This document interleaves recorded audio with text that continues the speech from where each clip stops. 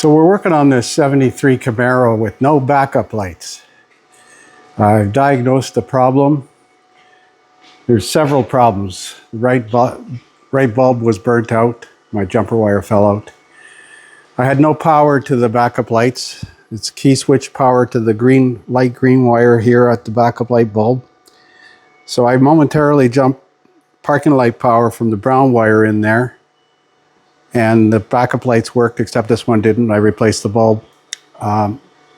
So then I got no power on that light green wire, and it comes from under the dash from this molded harness up here. Right there, right beside the fuse panel. You can see that green wire right in the middle of the camera, top center of the camera. That should be power. Now, if this vehicle was equipped with an automatic, the backup light switch would be on the steering column. So here is this is supposed to be jumpered to bypass the automatic column mounted neutral safety switch and backup light switch, because it has a backup light switch on the transmission. It's a manual 4-speed, I believe. And the switch on the transmission is defective too, because I got no ground through the switch when it's in reverse. It's currently in reverse. So I need to put a jumper between these two terminals, or join these two wires together. This pink wire is ignition power. This light green wire goes to the fuse panel junction, and then a solid core aluminum wire harness to the tail lights at the back of the car.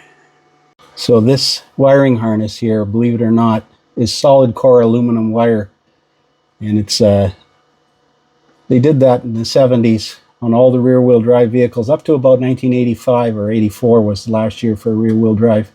So that limed light green wire here is the backup lights. That should be powered up with the key on. I jumped power from the brown wire, which is park lights, and that turned the backup lights on. Now that I have the backup light switch grounded at the transmission. So we're going to put the jumper in there. So there's the backup light switch on the shifter. This is it right here. All it does is ground when it's in reverse. So it wasn't grounding, so I assumed that it was defective. I took it out and the ball is stuck inside this switch. So I put this ground wire on here, but now the backup lights are on. I put that jumper across the backup, so you can see the backup lights are on. And if I unplug this switch,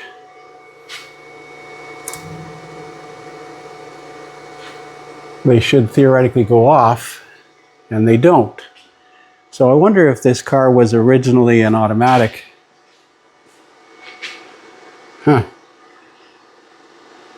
Because automatic and standard are different.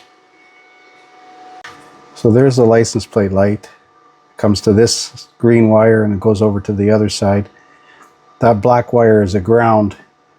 Now that black wire just goes to the sheet metal, because here's the wiring going up to the front. Yellow is left turn, green is right turn, brown is parking lights, light green is backup lights, and this beige wire is the fuel level sender, I believe. And then I guess this is a trunk release or some aftermarket accessory installed in here. So it needs a backup light switch, but it needs to be rewired. I'm going to try to find out from the owner whether this was an automatic originally. Wonder if I could tell by the underhood emission label. So the emission label makes reference to automatic and manual. I suppose I could run the VIN and look at the RPO codes. Maybe I'll do that, but I'm going to ask the owner. So it's all coming back to me now. There is the linkage for the steering column. So there's supposed to be a rod that goes from here to the transmission shifter. So when you put the transmission in reverse, it moves this steering column linkage up here, and that neutral, or that backup light switch is actually on top of the steering column. It was unplugged. I found the connector up there with the pink and the green wire, so I bypassed it. I assumed it needed to be jumped. So without this linkage, and the headers are in the way, they took this out. It probably ended up being in reverse all the time or something, so they disconnected the switch. I can make it work with a relay, but I need a new switch anyways because that switch is not grounding. Wonder where this wire goes.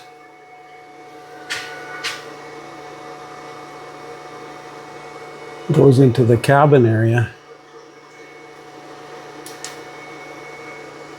There's the wire up there. It goes up inside. I don't think this is the original tranny, but I could be wrong. So I'm doing some research on that supposed backup light switch on the transmission, and I don't think that's a backup light switch.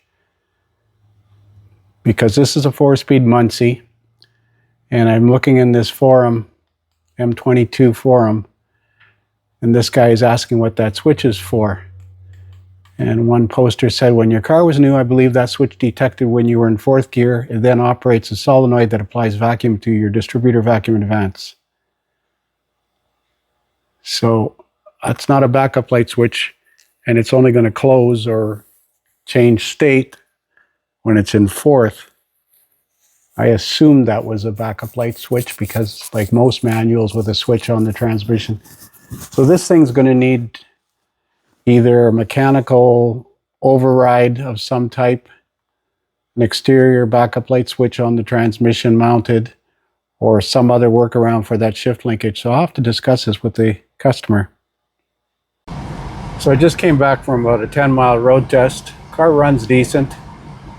I noticed the fuel gauge is above full. It's typical of an open sender unit or open circuit.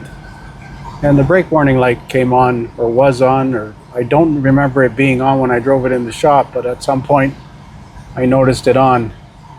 And I don't think the parking brake is applied.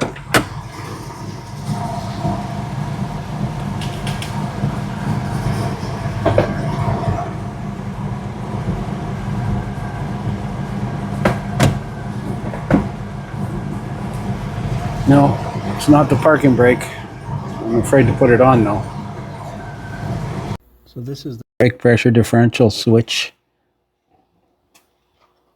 I've unplugged it now. Let's see. Oops, make sure that's not sitting on there. See if the brake warning light has gone out. The brake feels normal. Yes, it has. Let's plug it back in and make sure it comes back on. I suppose it's not. Brake fluid level check is in order. Okay, it's plugged back in.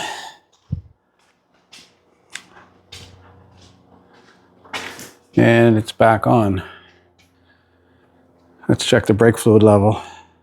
Well, the rear chamber is pretty low. It's not empty, but it's quite low. And this is the big chambers for the front brakes and the little chambers for the rear.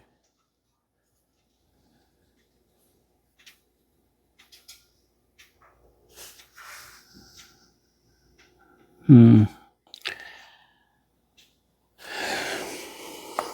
wonder if it's got a leaky wheel cylinder in the back. Well, I'll discuss this with the customer.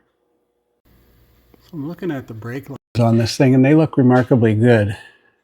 Looks like it's got relatively new wheel cylinders in there. There's no evidence of brake fluid leaking out of the brake drums. I haven't pulled the drums off, but normally you'd see it trickling out if I put in about 4 ounces of brake fluid.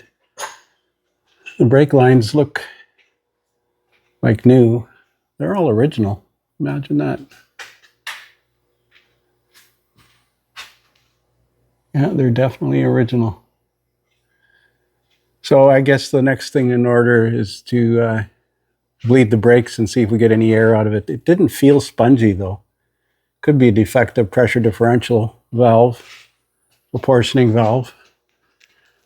I noticed this bolt was missing in here because there was a little oil leaking from there's supposed to be a short bolt in there because that's access hole through the fuel pump push rod. I put a bolt in it. And I secured some wires, the air fuel ratio sensor, I secured that, and this heat shield.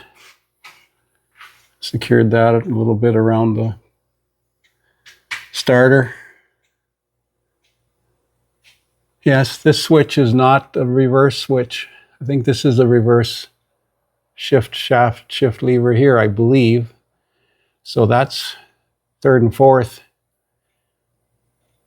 Good thing I didn't wire something in there. Backup lights would have came on in fourth gear. But the switch is no good anyways, but it doesn't matter because it's not required. It's for vacuum control. This has got electronic timing now. I don't know how you would make this shifter work with the headers in the way. They took the linkage off. I don't even know where it attaches. Maybe it goes from here to some kind of pivot.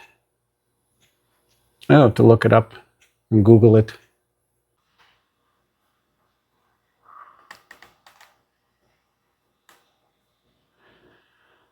Okay, I did a keyword search on Google for Muncie 4-speed shift linkage, and you can see this is the reverse shaft. So this link is missing. This pivot is missing. This rod is here. This goes up to the steering column. So that's how reverse works, and the reverse light switch is on the steering column, same as the automatics would be. But on the automatics, it would be backup light switch and park neutral switch. So that switch detent that's on this front shaft here, I think is for fourth gear vacuum control, as that forum said. So headers are in the way. That's why this linkage was left off. So you'd have to put some other kind of mechanical switch. I know Summit makes or sells a universal switch that can be mounted externally on the shift linkage so that when the shifter linkage is in reverse, it'll close the switch. You can make that work, but again, we'll have to discuss this with the customer.